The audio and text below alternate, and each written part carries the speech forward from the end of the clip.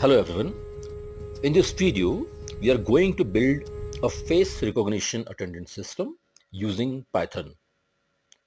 This system detects a face using a webcam, recognizes the person, and automatically marks attendance in a CSV file.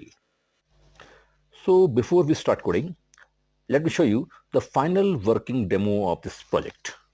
So you can see here.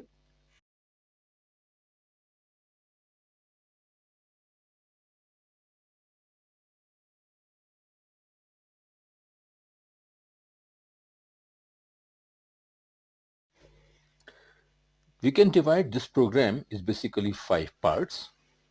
The first part is import libraries, and next is the loading of datasets, and part 3 is attendance module or attendance part, and part 4 is graphical user interface,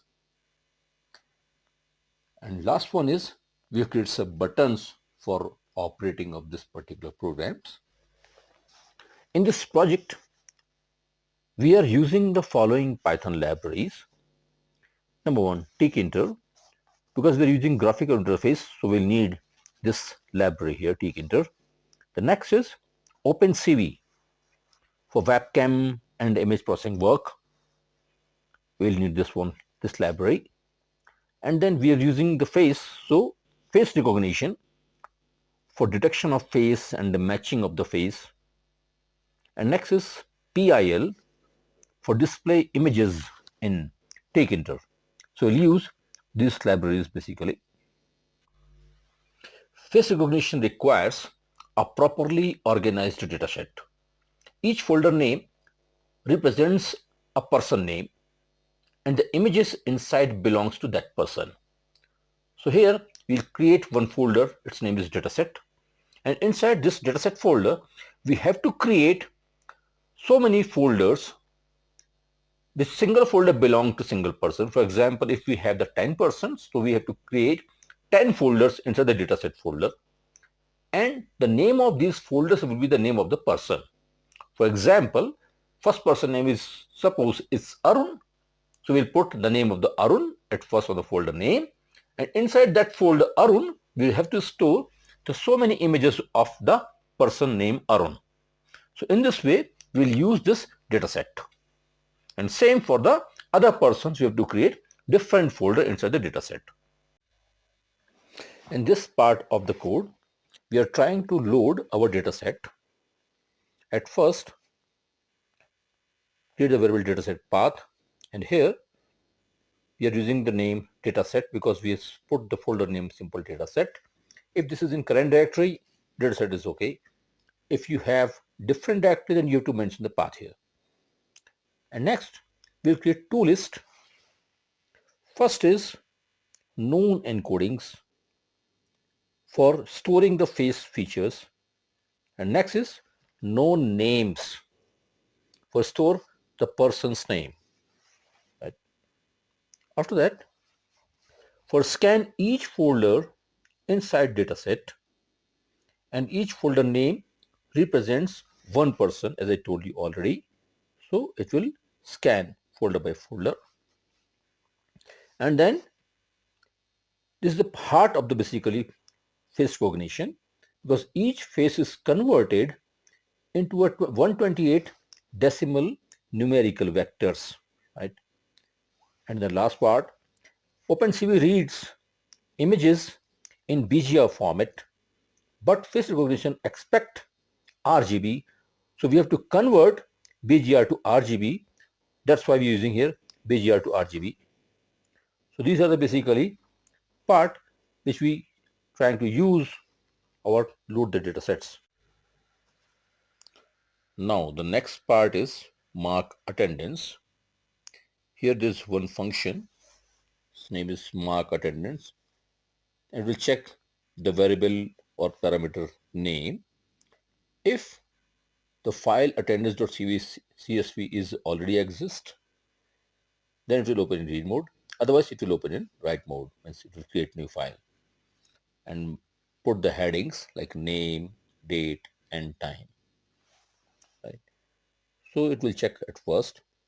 and then it will get the date of the today, and system date, you will get system date. And if the person name is already exist in that day, so it will not mark the attendance for that person.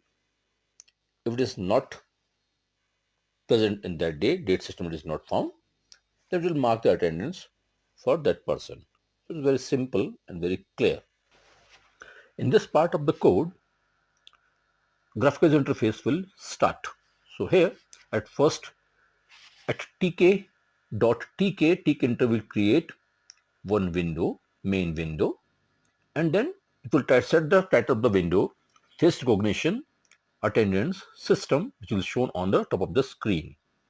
And then it will resize the window in the size of 900 in 650, means a small screen, not too much but good size screen. And then set the label of the root. So you'll see the text, face recognition, attendance system with size 20, bold and Arial. And then label screens will auto layout and space 10 pixels between up and side, up and down side will save automatically by the PD equal to 10. And then video display label will pack with the unit, so it will this label will shown on the screen. Now the next part is camera setup. From here, camera will start. Camera will setup. Default webcam, 0 means what? You webcam, and then it will open the camera. But running is initially false, means when you click the button start camera, so camera will start, but before that camera will be automatically on backside, but will not show any picture on the screen. When you press the button start camera, then it will work. And after that, we have defined three functions. First is start camera, then stop camera, and update camera. So here, when you press the button start camera, the start camera function will work. And here, camera will run automatically and video loop start. And next is stop function. So when you press the stop, then stop or exit. So that case, the camera will be stopped automatically. So this is basically two function. And the next function is frame video or update frame. So here the main loop of video will start from this point of the function. So here camera will run or not run. At first, if it is not running, so that will stop. Camera stop function, when you press the exit button, in that time camera will close and root will destroy, means program will be closed. And next is update frame. When camera is on, so it will check it. If it's running, then perfect. If it's not running, it will close automatically. So when it is running, it will get two variables, return and frame, RAT and frame. If it get return frame, then it's okay. Means return is true, means getting the frame. So it will get the frame and then it will check it. And if it's not getting a frame, it will update the frame at after 10 milliseconds.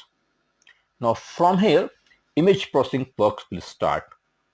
So at first, it will get the frame.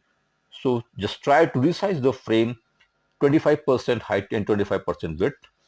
So it will convert that frame and work faster for face recognition.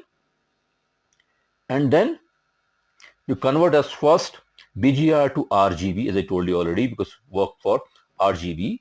So it will convert that frame in RGB format and get in the memory continuously from there. And now try to detect the face. It will get the frame, so you try to match that particular frame with the face. So get the location of the frame and then detect the frame location, convert it in encoding format, face encodings, it will get the recognition, and then make it the loop for matching the face in the location, pair If it is multiple face, it will support the multiple face also, no problem, to get the multiple face.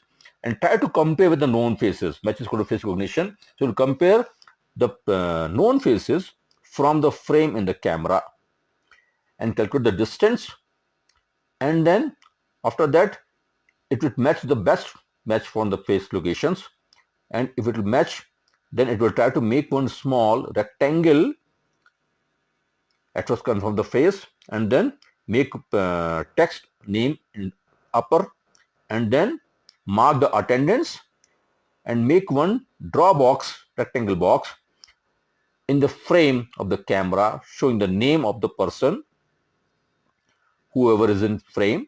So make one small rectangle and write the name of that function, display the name in the font Hershey Simplex and 0.8 size. Now the next block is here actually happening what? OpenCV frame will convert from BGR to RGB, and then in NumPy array, for array it will convert in PIL image, and PIL image will convert in image Tkinter and Tkinter video level, and then it will call update frame at every 10 milliseconds. So this whole block basically converts the OpenCV image frame into a Tkinter compatible image and continuously updates it using Tkinter event loop. And now button part. Here, when you press the button start, it will call the command start camera. So camera will be open. And now when you press the button exit, so it will call the function stop camera, and camera will be closed, and button will be just added here with a space of 10, and it is the main loop. So this is a basically complete program, and now you can check its full output.